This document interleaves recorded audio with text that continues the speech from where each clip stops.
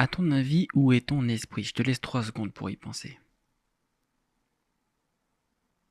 On t'a appris à croire qu'il est à l'intérieur, quelque part derrière tes yeux.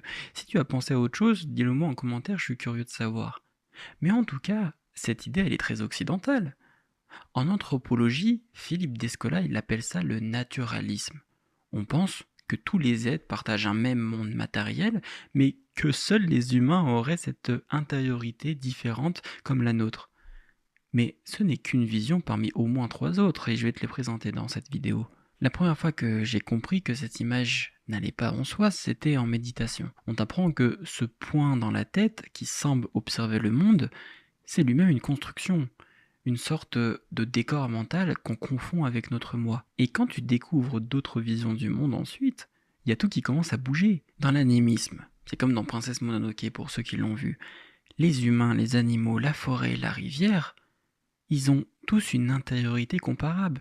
L'esprit n'est pas une chose enfermée dans quelqu'un, c'est une qualité partagée, une relation possible entre les êtres. Et dans d'autres traditions, par exemple assez proches de la pensée de Spinoza, les humains et les non-humains ne sont pas séparés par nature, ils sont des expressions différentes d'une même substance, d'une même réalité qui se déploie simplement sous plusieurs formes. Et ailleurs encore, dans ce que Descola appelait l'analogisme, le monde n'est pas divisé entre dedans et dehors, mais constitué de multiples éléments reliés par des correspondances.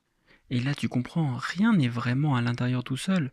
Même nous, on ne pense jamais de manière isolée, on pense avec d'autres corps, avec la situation, avec les autres, avec ce qu'on aime. L'esprit, c'est peut-être ce qui naît entre les choses, comme une étincelle entre deux pierres. Alors voilà, peut-être que ton esprit n'est pas un lieu, mais un mouvement. Pas un dedans, mais un entre. Entre toi et ce que tu touches. Entre toi et ce que tu aimes. Entre toi et le monde. Mais je te pose du coup la question à toi. Où est-ce que tu le vois, ton esprit?